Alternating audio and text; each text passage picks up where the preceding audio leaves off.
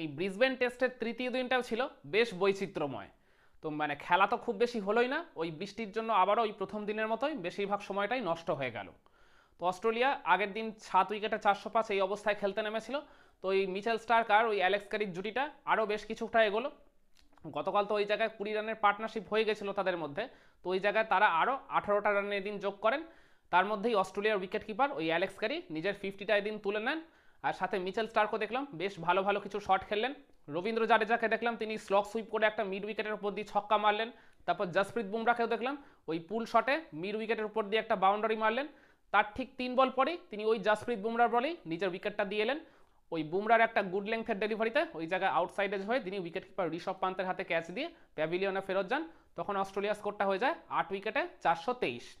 এরপর Nathan Lyon আর Alex ক্যারির মধ্যেও একটা 22 রানের জুটি গড়ে ওঠে। মূলত এই জুটির বেশিরভাগ অবদানটা ওই অ্যালেক্স ক্যারিরই ছিল। তো অ্যালেক্স ক্যারি যতটা সম্ভব তিনি ওই জায়গায় ইন্ডিয়ান বোলারদেরকে পাল্টা চার্জ করে যতটা দ্রুত সম্ভব রান বের করে নিচ্ছিলেন। তো 50টা পাওয়ার পর তিনি যতটা সম্ভব অ্যাক্সিলারেট করে নিজের সাথে আবার দলের রানটাকেও বাড়িয়ে নিচ্ছিলেন। আর অপরদিকে অস্ট্রেলিয়া স্পিনার ওই নাথান লায়ন ওই উইকেটের এক পাশটা আগলে রেখেছিলেন তিনি। তখন ওই মোহাম্মদ সিরাজের একটা গুড লেংথের ডেলিভারিতে ওই জায়গায় নিজের উইকেটটা ছুড়ে দিয়ে আসেন এই নাথান লিওন। তো বলতে গেলে ব্যাট আর প্যাডের মাঝে বেশ অনেকটাই গ্যাপ ছিল। তো মোহাম্মদ সিরাজের মুভ করা বলটা ওই গ্যাপটা খুঁজে নিতে আর কোনো ভুল করেনি। ফলে ওই গ্যাপের মাঝখান দিয়ে তার উইকেটটা ভেঙে যায়। ফলে অস্ট্রেলিয়ার স্কোরটা তখন হয়ে যায় 9 উইকেটে 445। আর এর ঠিক পরের ওভারেই আকাশদ্বীপের একটা শর্ট পিচ ডেলিভারিতে ওই জায়গায় পুল শট করতে গেছিলেন এই অ্যালেক্স ক্যারি, কিন্তু ব্যাটে বলে কানেকশনটা একদমই ঠিক মতো না হয় ওই মিড উইকেটে ফিল্ডিং করা শুভমান গিলের হাতে ক্যাচ দিয়ে তিনি আউট হয়ে গেলেন। ফলে অস্ট্রেলিয়ার ইনিংসটা শেষ হয়ে গেল ওই জায়গায় 445 রানে। তো এর জবাব দিতে নেমে ভারতের ইনিংসের শুরুটা একেবারেই ভালো হলো না। ইনিংসের একদম প্রথম ডেলিভারিতেই মিচেল স্টার্কের একটা আউটসুইং হওয়া ডেলিভারিতে ওই জায়গায় ব্যাটের ফেসটা ওপেন করে তাকে ড্রাইভ করতে গেছিলেন জয়সওয়াল, কিন্তু খুবই লাকিলি ওটা আউটসাইডেজ হয়ে যায়, কিন্তু মানে ওই থার্ড ম্যান অঞ্চল দিয়ে তিনি বাউন্ডারি পেয়ে যান। আর এর ঠিক ভেরি নেক্সট ডেলিভারিতেই মানে আমাকে ওই মানে মিচেল স্টার্কের ডেলিভারিটা মনে করিয়ে দিল ওই অ্যাডিলেড টেস্টের ওই একদম প্রথম ডেলিভারিটার কথা। অলমোস্ট ওই একইভাবে ওই জয়সওয়ালকে তিনি ওই মিডল লেগ স্টাম্প করিডোর বরাবর একটা বল করলেন। জয়সওয়াল ওটাকে আর কি ফ্লিক করতে গেছিলেন, কিন্তু শর্ট মিড উইকেটে ফিল্ডিং করা ওই মিচেল মার্শের হাতে ক্যাচ দিয়ে তিনি 4 রান করে আউট হয়ে যান। অ্যাডিলেড টেস্টের ওই ফার্স্ট ইনিংসের প্রথম বলেই ওই একইভাবেই মিচেল স্টার্ক ওই মিডল লেগ স্টাম্প করিডোরে বল করেছিলেন, কিন্তু জয়সওয়াল ওইটা লাইন মিস করে এলবিডাব্লিউ হয়েছিলেন। কিন্তু এখানে লাইনটা তিনি মিস করেননি, তিনি শর্টটা নেগোশিয়েট করেছিলেন ঠিক মতোই, কিন্তু ফিল্ডারটা ওই জায়গায় পারফেক্টলি প্লেস করা ছিল। ফলে ওই জায়গাতেই জয়সওয়াল ধরা খেয়ে গেলেন ওই মিচেল মার্শের হাতে। এরপর ক্রিজে আসেন শুভমান গিল, কিন্তু তিনিও খুব বেশিক্ষণ নিজের উইকেটটা ধরে রাখতে পারলেন না। ওই স্টার্কেরই পরের ওভারে তিনি ওই একটা ফুল লেংথের ডেলিভারিতে ড্রাইভ করতে গেলেন, কিন্তু মানে আউটসাইডেজ হয়ে ওই গালিতে ফিল্ডিং করা ওই মিচেল মার্শের হাতেই ক্যাচ দিয়ে তিনি আউট হয়ে যান।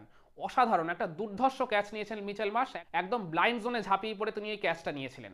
এই সিরিজের অন্যতম সেরা ক্যাচ বললে ওটা একেবারেই ভুল হবে না। তো ফলে 7 রানের মধ্যেই ভারত 2-2টা উইকেট হারিয়ে ফেলে। এরপর ক্রিজে নামেন বিরাট কোহলি। তো বিরাট কোহলির উপর বরাবরের মতো এদিনও ভরসা করা হয়েছিল। মনে করা হয়েছিল এই অ্যাডিলেড টেস্টের ব্যর্থতা ভুলে তিনি এই দিন ওই পার্থের লাস্ট ইনিংসের মতো একটা ভালো কোনো ইনিংস উপহার দেবেন ভারতকে।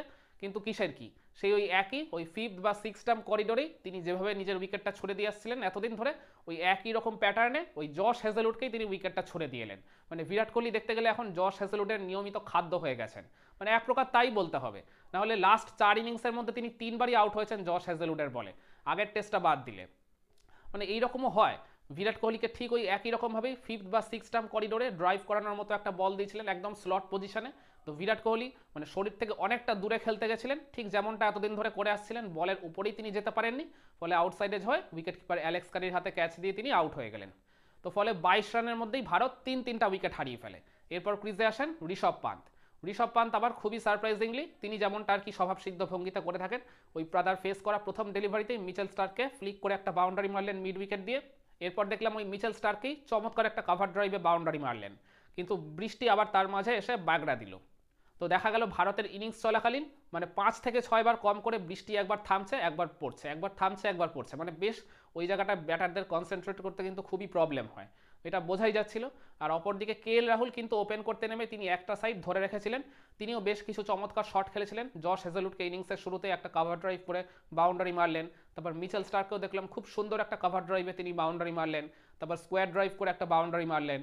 তারপর দেখলাম এই তৃতীয় দিনের খেলার একদম শেষের দিকে অস্ট্রেলিয়ার ক্যাপ্টেন প্যাট কামিন্সকেও চমৎকার একটা কভার ড্রাইভে তিনি বাউন্ডারি মারলেন।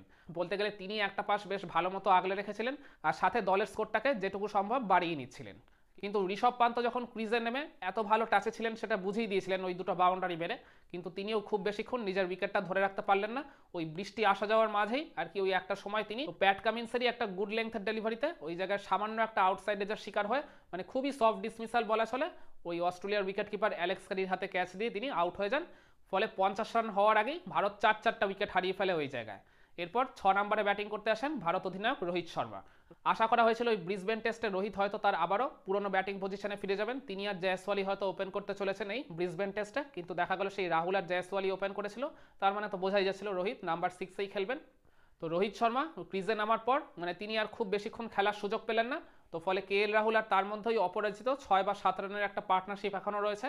প্রথম 2 সেশনে বৃষ্টির যেরকম আসা যাওয়া বারবার চলছিল, কিন্তু তারপর ওই ভারতের স্কোরটা যখন 17 ওভারে 4 উইকেটে 51, তারপর যে আর কি বৃষ্টিটা নামলো ঝমঝমিয়ে, বলতে গেলে আর ওই বর্ষণটা মানে কোনোভাবেই আর থামেনি, মানে ভয়ঙ্কর আকার ধারণ করে এই তৃতীয় দিনের বাকি খেলাটা একেবারে পণ্ড করে দিল। তো এই হিসাব মতো দেখলে এই দিন খেলা হয়েছে অস্ট্রেলিয়া আর ভারতের ইনিংস মিলিয়ে মাত্র ওই 33 বা 34 ওভার মতো। বলতে গেলে ওই প্রথম দিনের মতোই ঠিক এই দিনও অনেকগুলো ওভার নষ্ট হয়ে গেল। তো এখন ভারতের ইনিংসের যা অবস্থা, মানে 4 উইকেটে 51, অস্ট্রেলিয়ার থেকে এখনও তারা হিসাব মতো 294 রানে পিছিয়ে রয়েছে। আমার মনে হয় এই ম্যাচের রেজাল্ট সম্ভবত আর না হওয়ারই পথে। মানে বৃষ্টি যদি আবারও এই চতুর্থ বা পঞ্চম দিনের মধ্যে মানে যে কোনো একদিনও যদি বাগড়া দিয়ে দেয় তাহলে তো ডেফিনেটলি এই ম্যাচের রেজাল্ট ড্রই আসবে, কিন্তু পরের 2 দিন যদি পুরো খেলা হয় তাহলে আমার মনে হয় না ভারতের এই ম্যাচ জেতার খুব একটা আশা রয়েছে বলে। হয় অস্ট্রেলিয়া জিতবে, না হলে ম্যাচটা ড্র হবে। আর ম্যাচটা ভারতকে ড্র করতে গেলে কিন্তু এই এখন যে মানে ফার্স্ট ইনিংসের বাকি অংশ আর সেকেন্ড ইনিংস যেটা তাদের হাতে পড়ে থাকবে, এই 2 ইনিংসে কিন্তু ব্যাটারদের খুব রেসপন্সিবিলিটি নিয়ে অনেকটা দায়িত্বশীল হয়ে ব্যাটিং করতে হবে। এবার আপনাদের মনে প্রশ্ন আসতেই পারে, তাহলে এই তৃতীয় দিনের খেলার মোমেন্ট অফ দ্য ডে আপনি কোনটাকে বলবেন? আমার কাছে এই তৃতীয় দিনের খেলার মোমেন্ট অফ দ্য ডে যেটা মনে হয় সেটা হলো ওই জয়সওয়ালের উইকেটটা। ভারতের ইনিংসের শুরুতেই এই জয়সওয়াল যদি টিকে থাকতেন তাহলে কিন্তু মানে এত দুর্দশা হতো না ভারতের প্রথম ইনিংসে।